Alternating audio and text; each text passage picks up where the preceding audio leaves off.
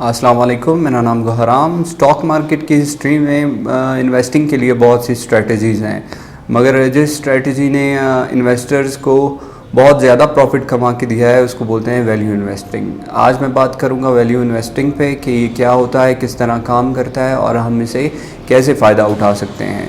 तो शुरू करता हूँ। अगर आप कभी मार्केट जाओ, बाज़ार जाओ, तो आपको बहुत सी चीज़ों पे डिस्काउंट मिल रहा होता है। मतलब 100 का चीज़ आपको 80 में मिल रहा होता है। और वैल्यू इन्वेस्टमेंट स्ट्रेटजी में भी हम बिल्कुल इसी तरह से बाय करते हैं। जो चीज़ 100 का हमें 80 में या डिस्काउंट वैल्यू पे मिल रहा होता है उसको हम वैल्यू इन्वेस्टमेंट कहते हैं। और स्टॉक मार्केट में शेयर्स जब डिस्काउंट देते हैं तो उसको हम कहते हैं कि ये स्टॉक अंडर वैल्यू है या अंडर वैल्यू स्टॉक्स क्या कहा जाता है, जिसमें हम कंपनी की शेयर्स तब बाई करते हैं जब वो हमें डिस्काउंट पे मिल रहे होते हैं।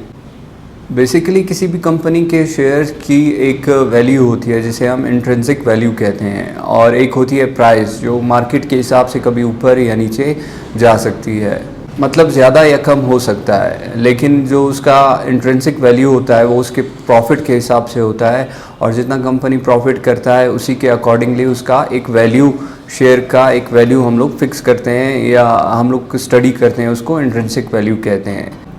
एक एग्जांपल लेते हैं कि स्टॉक मार्केट में एक कंपनी है जिसके शेयर की वैल्यू इंट्रिंसिक वैल्यू 100 रुपीज़ है, मगर पैनिक सेलिंग की वजह से मार्केट का में सेलिंग ज़्यादा होने की वजह से उसकी प्राइस 80 पे आ जाती है। तो जब हम वो 100 वाला शेयर 80 रुपीज़ में बाई करेंगे तो उसको हम वैल्यू इन्वेस्टिंग कहते हैं। और कभी बुल मार्केट या जब मार्केट पॉजिटिव होती है तब हमें वो 100 रुपये वाला शेयर 150 रुपये का भी मिल रहा होता है। इसको हम ओवर वैल्यू स्टॉक्स कहते हैं। तो वैल्यू इन्वेस्टिंग जिस तरह एक सिंपल स्ट्रेटजी है उसी तरह मुश्किल भी है, क्योंकि हमें स्टॉक्स को तब ख़रीदना पड़ता है जब मार्केट में सब उस स्टॉक को बेच रहे होते हैं। इसलिए ये एक बहुत डिफ़िकल्ट प्रोसीजर है और सब इसको फॉलो भी नहीं कर सकते हैं।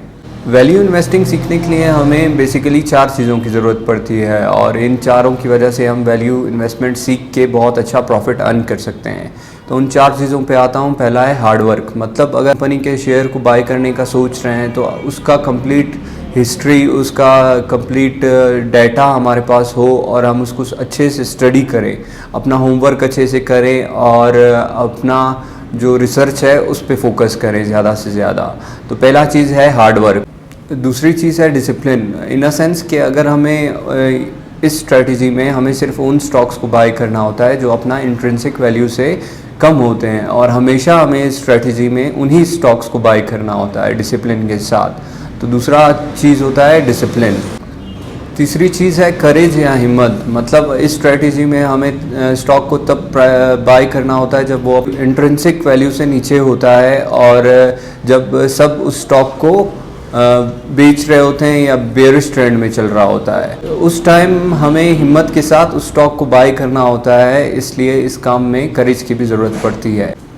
चौथा चीज़ है पेशेंस। मतलब इस स्ट्रेटजी में जब हम शेयर्स बाय करते हैं बेयरिश ट्रेंड में या नेगेटिव मार्केट में, और हमें होल्ड करके रखना होता है उस शेयर को जब तक वो अपना इंट्रिंसिक वैल्यू से अबव नहीं हो जाता बुलिश रन में।